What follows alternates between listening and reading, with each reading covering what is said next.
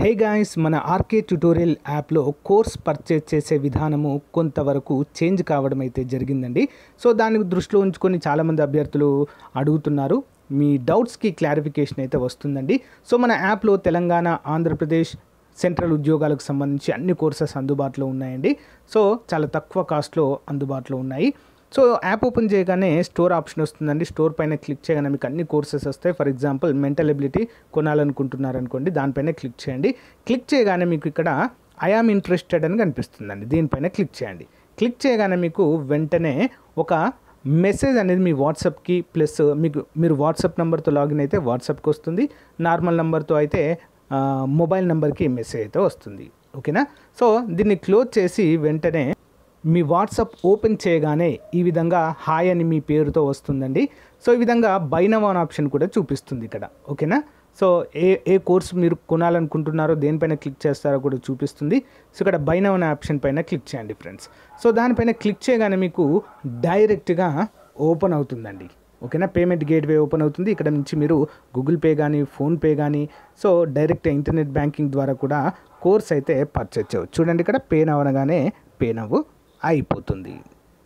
So guys, మీ mobile కూడా ఈ విధంగా మెసేజ్ వస్తుందండి. ఇక్కడి నుంచి కూడా మీరు ఇక్కడ ఇచ్చిన లింక్ పైన క్లిక్ చేసి పర్చేజ్ అయితే చేయవచ్చండి. చాలా సింపుల్గా అన్ని కోర్సుల పైన ఆఫర్స్ అయితే ఉన్నాయండి. తెలంగాణ అన్ని ఉద్యోగాలకు, ఆంధ్రప్రదేశ్ అన్ని ఉద్యోగాలకు, సెంట్రల్ ఉద్యోగాలకు కూడా కోర్సులు ఉన్నాయి. ఒకసారి డెమో చూసి వెంటనే పర్చేజ్ చేయండి. Thank you.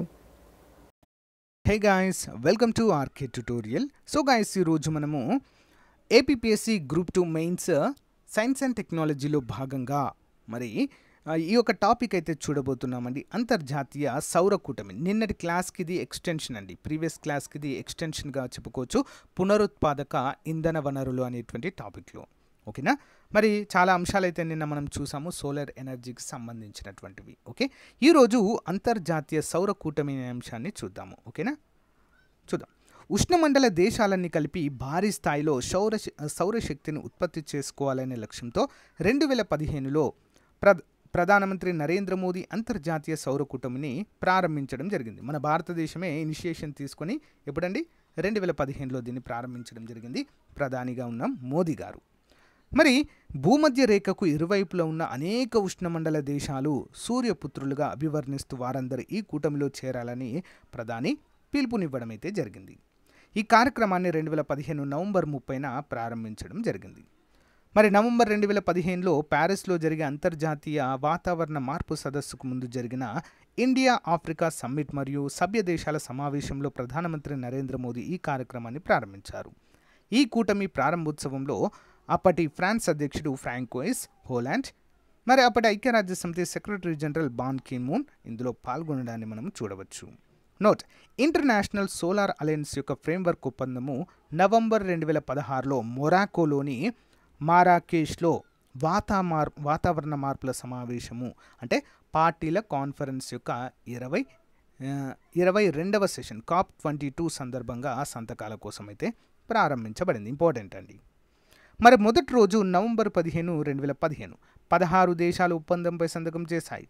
భారతదేశం, Brazil, democratic republic Congo, next Dominican republic, republic of Guinea, Mali, Nauru, niger, Tanzania, Tuvalu, Cambodia, Ethiopia, Burkina Faso, Bangladesh మరియు మడాగాస్కర్ ఇందులో ఉన్నాయి. ఈ కూటమిని international agency for solar policy and application అని కూడా పిలుస్తారు. ప్రధాన లక్ష్యాలు ఏంటి? 2030 నాటికి $1,000 మిలియన్ పెట్టుబడులను సమకూర్చుకోవడం, 2030 నాటికి 1000 గిగావాట్ల సౌరశక్తిని ఉత్పత్తి చేయడం, 2030 నాటికి 1000 మిలియన్ల జనాభాకు సౌరశక్తిని, పర్యావరణ రహిత శక్తిని సరఫరా చేయడం ద్వారా ప్రతి ఏటా 1000 మిలియన్ టన్నుల ఉద్గారాలను తగ్గించడము. ఓకేనా? ఇంపార్టెంట్ అండి. మరి దీని ప్రధాన కార్యాలయం ఎక్కడ ఉందండి? హర్యానాలోని గురుగ్రామ్లో ఉందండి. డైరెక్టర్ జనరల్ ఎవరు? అజయ్ మథుర్ ప్రజెంట్. మరి అంతర్జాతీయ సౌర కూటమి మొదటి శిఖరాగ్ర సమావేశం సంబంధించిన అంశాలు చూద్దాం. అంతర్జాతీయ సోలార్ అలయన్స్ మొదటి శిఖరాగ్ర సమావేశం న్యూఢిల్లీలో 2018 మార్చి 11న జరిగింది. వ్యవసాయము, గ్రామీణ ప్రాంతాలకు సౌరశక్తి, సోలార్ మినీ గ్రిడ్లు, రూప్టాప్ ఇన్స్టలేషన్లు, మొబిలిటీ రంగాల్లో తమ ప్రాధాన్యతపై ISA సంప్రదింపుల్లో 36 దేశాలు పాల్గొన్నాయి. మరి మొదటి దశ నిధులు సేకరించడానికి 100 ప్రాధాన్యత ప్రాజెక్టులు ముందుకొచ్చాయి. 1 sun 1 world 1 grid one word, one sun, one world, one grid అనేది ప్రపంచవ్యాప్తంగా కూడా విద్యుత్ సరఫరా చేసే ఒక అంతర్జాతీయ విద్యుత్ గ్రిడ్. 2018లో జరిగిన ఇంటర్నేషనల్ సోలార్ అలయన్స్ మొదటి అసెంబ్లీ సందర్భంగా ప్రధాని నరేంద్ర మోదీ ఈ ఆలోచనను తొలిసారిగా ప్రతిపాదించారు. మరి one sun, one world, one grid ఈ చొరవ యొక్క థీము సూర్యుడు ఎప్పుడు అస్తమించడు అనేటువంటి థీమ్ అండి.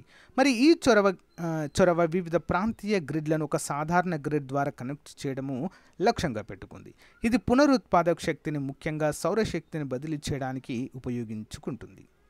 మరి గ్లాస్గోలో జరిగిన COP26 వాతావరణ సదస్సులో భారతదేశము one sun, one world, one grid ప్రారంభమైంది. ఈ చొరవ యునైటెడ్ కింగ్డమ్, ISA మరియు ప్రపంచ బ్యాంక్ గ్రూపు భాగస్వామ్యంతో సంయుక్తంగా ప్రారంభించబడింది. నోట్: మరి అంతర్జాతీయ సౌర కూటమి ఇంటర్నేషనల్ సోలార్ అలయన్స్ గురించి చాప్టర్ 5.2లో కూలంకషంగా అయితే చర్చించబడింది అంటూ తెలియజేశారు.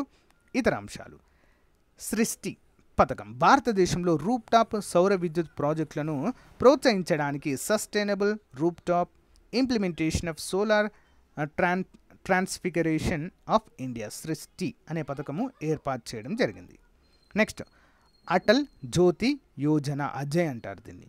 ఈ పథకము సెప్టెంబర్ 2016లో సౌర వీధి దీపాల ఏర్పాటు ద్వారా చీకటి ప్రాంతాలను ప్రకాశవంతం చేయడానికి అటల్ జ్యోతి యోజన ప్రారంభించింది. ఈ పథకాన్ని ఎనర్జీ ఎఫిషియన్సీ సర్వీసెస్ లిమిటెడ్ అమలు చేస్తుంది. National Institute of Solar Energy అనేది సోలార్ రంగంలో పరిశోధన మరియు అభివృద్ధి కోసం 2013లో Ministry of New and Renewable Energy క్రింద స్థాపించబడిన ఒక స్వయం ప్రతిపత్తి సంస్థ. దీని ప్రధాన కార్యాలయం హర్యానాలోని గురుగావ్లో ఉంది. Next, Indian Institute of Solar Energy 2015లో స్థాపించబడింది. ఇది ముంబైలో ఉంది. Solar Energy Corporation of India Limited అనేది భారత ప్రభుత్వ నూతన మరియు పునరుత్పాదక ఇంధన మంత్రిత్వ శాఖకు చెందిన సంస్థ. ఇది నేషనల్ సోలార్ మిషన్ అమలును సులభతరం చేయడానికి 2011లో స్థాపించబడింది. Next one, National Centre for Photovoltaic Research and ఎడ్యుకేషన్ను IIT ముంబై ప్రాంగణంలో ఏర్పాటు చేశారు. నెక్స్ట్, సోలార్ శక్తి అభివృద్ధి కోసం IIT Jodhpur, Indian Institute of Engineering Science and Technology Kolkata, Centre for Environmental Planning and Technology అహ్మదాబాద్లో ఎక్సలెన్స్ కేంద్రాలను కూడా ఏర్పాటైనట్లుగా తెలుస్తుంది. నెక్స్ట్, పూణే, బెంగళూరు నగరాలలో ఇంటి పైకప్పుపై సౌర హీటర్లు ఏర్పాటును తప్పనిసరి చేశారు. షిరిడి సంస్థాన్ ట్రస్ట్ వారు తమ భక్తులకు కావలసిన భోజన సదుపాయాలను సమకూర్చడానికి సౌరశక్తిని ఉపయోగిస్తున్నారు. TTC సంస్థ కూడా ఇదే విధానంలో భక్తులకు భోజన సదుపాయాలను అందిస్తున్నారు. సౌరశక్తికి సంబంధించిన కొన్ని ఫ్యాక్ట్స్. భారతదేశంలో అతిపెద్ద సౌర విద్యుత్ ఉత్పత్తిదారు రాజస్థాన్ అండి. ఓకేనా, 18,795.65 మెగావాట్ల స్థాపిత సామర్థ్యాన్ని కలిగి ఉంది. భారతదేశంలో అతిపెద్ద సౌర విద్యుత్ కేంద్రం బడ్లా సోలార్ పార్క్ రాజస్థాన్ 2,700 మెగావాట్ల విద్యుత్ ఉత్పత్తి అయితే చేస్తుంది. కోయంబత్తూరును భారతదేశంలోని సౌర నగరంగా పిలుస్తారండి. ఇంపార్టెంట్, సౌర నగరము. భారతదేశంలోని మొట్టమొదటి సౌర విద్యుత్ గ్రామం మొథేరా, ఇది గుజరాత్లోని మొహసానా జిల్లాలో ఉంది. మొథేరా. నెక్స్ట్, భారతదేశంలోని అతిపెద్ద తేలియాడే solar power plant Ramagundam floating solar PV project.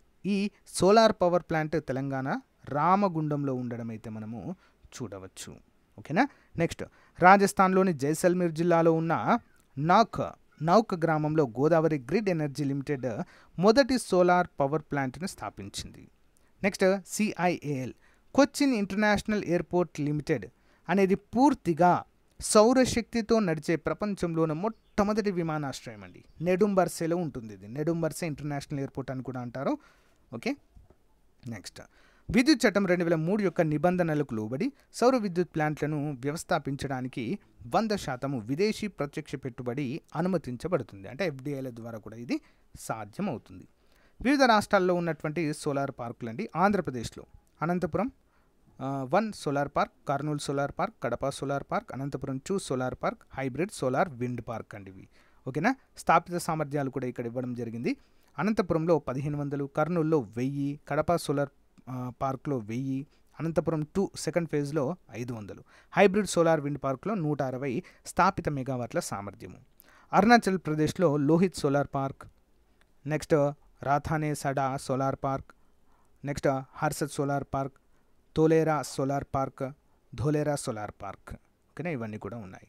Himachal ప్రదేశ్లో కాజా సోలార్ పార్క్, జార్ఖండ్లో తేలియాడే సోలార్ పార్క్, కర్ణాటకలో పావగఢ సోలార్ పార్క్, కేరళలో కసార్గఢ్ సోలార్ పార్క్, మధ్యప్రదేశ్లో చాలా ఉన్నాయండి. Rewa solar park, next Mandsaur solar park, వేపా, Agar, Shajapur, Omkareshwar floating solar park, Chhatarpur solar park, Bareti solar park ఉన్నాయి. మహారాష్ట్రలో చూసినట్లయితే సాయి గురు సోలార్ పార్క్, ప్రగత్, Patoda solar park, Paramount, next Dondaicha solar park, మణిపూర్లో బుక్సీ solar park, Meghalaya solar park, Mizoram Vankal solar పార్క్లు అయితే ఉండడాన్ని మనం చూడవచ్చు.